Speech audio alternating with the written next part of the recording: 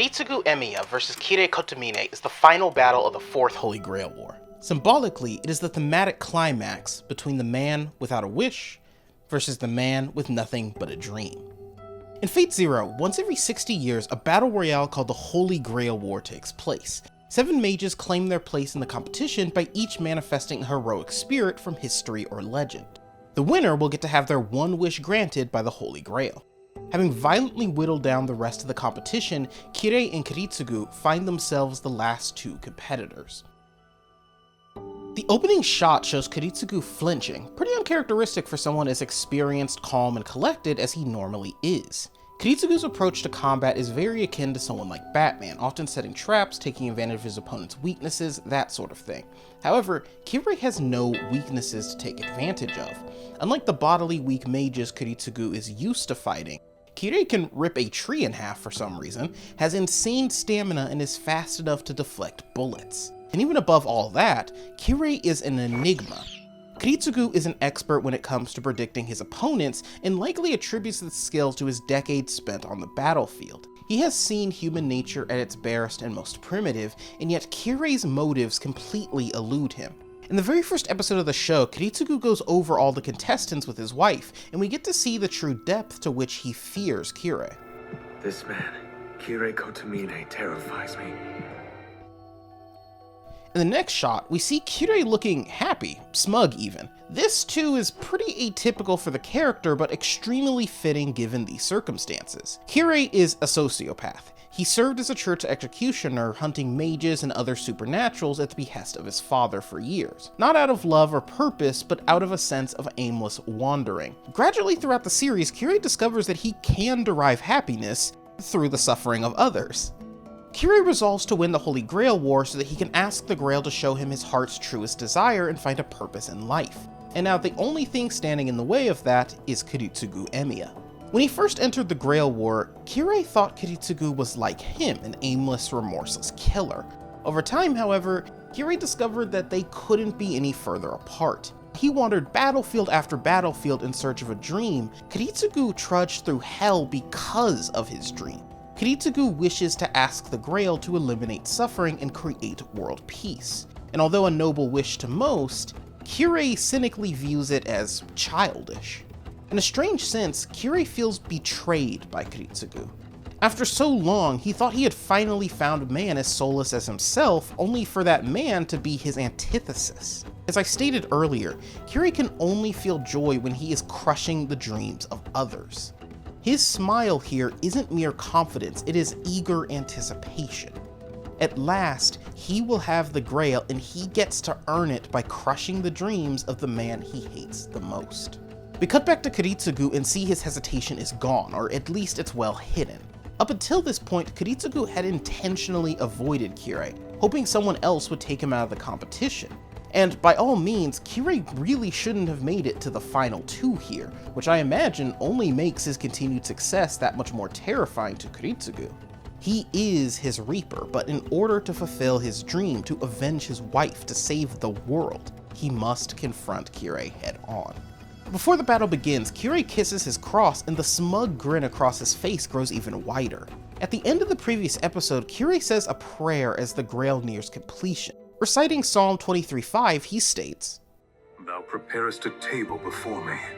Thou anointest my head with oil. My cup runneth over. Surely goodness and mercy shall follow me all the days of my life. Although I think there are a few ways Kirei reciting this prayer could be interpreted, I'm going to aim for the most literal. As previously mentioned, Kirei shouldn't have made it this far. He had the weakest servant, was a pawn of Kotomine, and all but left the competition twice. One could certainly argue that Kirei has been the recipient of more than a few blessings. Furthermore, this competition has allowed Kirei to, in a sense, discover himself, his sadism. Thou preparest a table before me in the presence of mine enemies. Thou anointest my head with oil, my cup runneth over. I believe Kirei is, perhaps a little sarcastically, thanking God for sending Kiritsugu, his enemy, to this table, aka the battlefield. Kirei rushes at Kiritsugu, using the executioner blades as both a defense as well as an offense. Kiritsugu already has an origin round loaded, and hopes to end this battle in a single shot. As we learned earlier in the series, origin rounds are created from Kiritsugu's own ribs, and work by essentially infecting the magic of whoever is shot by them. That said, Kirei uses the magic from a command seal to enhance his blades, and when the origin round makes contact, Kirei is completely unaffected. The reason for this is that command seals, the magic bequeathed by the Grail itself upon entering the war, are technically separate from one's own mana. But there's actually a little more to this. The reason why Kirei has loads of command seals to waste in the first place is because earlier in the series, he murdered the overseer of the competition, who also happened to be his own father. Man, Kirei is a charming guy, isn't he? So in this moment, Kirei is saved from defeat by using the gifts he looted from his dead dad's corpse. Furthermore, those command seals originally came from the defeated mages of past wars. Those command seals are the physical manifestation of broken and unfulfilled dreams. Meanwhile, Kiritsugu's origin bullets are representative of his self-destructive nature. He is more than willing to risk his own life in order to eliminate a foe, but here, when these two ideals clash, we can see Kirei clearly has the upper hand. Kirei closes the gap and Kiritsugu is forced to use his time manipulation magic just to move as fast as Kirei and jump away from him. He whips out an SMG, but his suppressive fire is deflected completely. Now we see a brief lull in the action. Both take a second to adjust their strategy, having felt each other out. However, Kirei is once again the one to set the pace. Kiritsugu tries to ready his firearm in time, but is completely blitzed by Kirei, who this time managed to account for the time alteration. He lands a crazy loaded punch to Kiritsugu's chest that completely crushes his heart and sends him flying back into a crater like this is Dragon Ball Z. And so with Kiritsugu defeated, Kirei walks away to claim his prize. And something really interesting here is Kirei's expression. Surprisingly enough, he isn't smiling. Perhaps he's disappointed in how little of a challenge Kiritsugu proved at the end of the day. Or maybe his hatred for Kiritsugu goes so far that he doesn't even feel joy in crushing him. Regardless, Kirei gets a rude awakening when he is suddenly shot in the head. Before Irisfield, Kiritsugu's wife, died, she transferred ownership of Avalon to him. Avalon is a unique relic, originally belonging to the heroic spirit he summoned into the war, King Arthur, or in this universe, Artoria. The relic only activates when Artoria is nearby, but grants whoever has it incredible regeneration. Now, it's still worth noting here that Kirei is so ridiculously fast that he responds to the sound of the SMG being fired, not even the bullet actually hitting him. I swear, Kirei is faster than some depictions of the Flash. And after getting over the initial shock, Kirei moves to block the rest of the shots, with his arms this time. Are we sure Kirei is not a heroic spirit? Regardless, thanks to Avalon, this fight isn't over yet. I also want to take a second to note Avalon's significance thematically. If Kirei's use of the command seals can be seen as greed incarnate, then I'd argue that Avalon is charity, or perhaps self-sacrifice. It was the final gift Irisfield gave Kiritsugu, and as much as Artoria and Kiritsugu kind of hate each other, Avalon only works if they are in close proximity. Artoria is nearby fighting Lancelot, and had she been defeated by this point, Kiritsugu would have died here. The only reason Kiritsugu lives to continue fighting is because of the faith so many have placed in his dream. Irisfield, Maya, and yes, even Artoria are all the reasons he gets to keep fighting. After another round of suppressive fire, Kiritsugu learns from his earlier mistake by slowing down time in order to reload. Kirei charges straight ahead and tries to deflect the incoming shot with his bare hand, but underestimating the strength of the contender, it doesn't go so well this time. One of my favorite details here is how, despite being caught off guard, Kirei still manages to move his arm so that the bullet exits out of his elbow and not through his hand and into his chest. Still, Kirei is breathing heavy, and the smile he started with couldn't be more distant at this point. He knows how close that was, and he stops to reevaluate his strategy. As he does so, blood starts trickling down from where he was shot in the head just earlier. Kirei is starting to wear down, and all of a sudden, Kiritsugu has the upper hand. Or so one might think.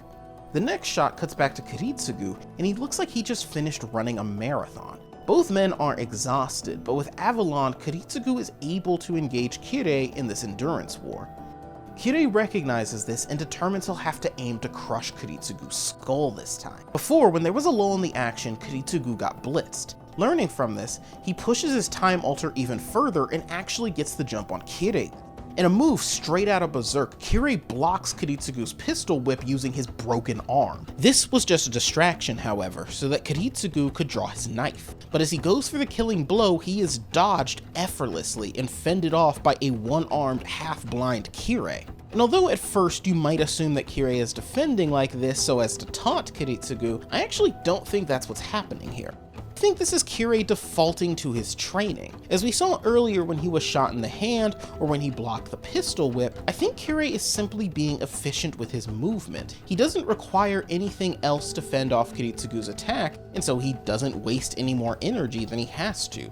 Kirei could literally do this all day, meanwhile Kiritsugu is clearly getting frustrated. Ordinarily, after dealing this amount of damage to a mage, they'd be easy pickings. Once a mage is on the back foot, Kiritsugu is typically able to fall back on his more traditional means to finish off an opponent. He is used to being the deadlier close-range combatant, and as he gets more and more frustrated, he leaves an opening. Kirei notices in an instant, and Kiritsugu is forced to push his time altar even further in order to dodge the next punch, which probably would have just killed him. Kiritsugu doesn't miss a beat, however, and on his exit, he throws a knife into Kirei's leg. This is the type of attack that Kirei at the start of the fight would have no doubt avoided or deflected with his blades. Kirei is getting slower, and Kiritsugu is firmly taking the upper hand in their fight. Both men take notice of this.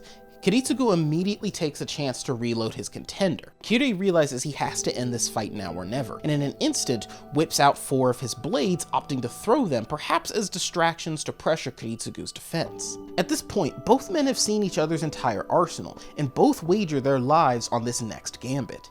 Kiritsugu places everything into his next shot, and believes that his time acceleration will be enough to dodge Kirei's all-out attack. Meanwhile, Kirei adapted to Kiritsugu's time alteration last time, and despite his reduced speed, trusts in his overwhelming offense to crush Kiritsugu. And unfortunately, that's it. We never see the conclusion of this fight since it is immediately interrupted as the Grail literally overflows and crashes through the ceiling.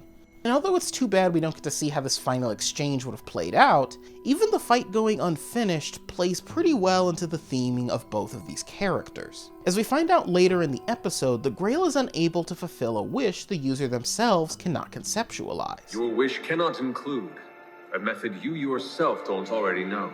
And unfortunately for both of our combatants here, that means they fought for nothing. Kiritsugu is a violent man, and although he wishes for a better world, killing is all he knows. As the Grail points out to him, the only way he knows to achieve world peace is to kill everyone in the world. But what isn't discussed as much is how Kirei would be just as disappointed.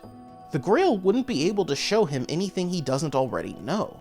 He would remain dreamless. The end of the fight is symbolic of the fact that despite their rivalry, neither man would ever live to see their wish granted. Neither man would be so fortunate as to get their happy ending.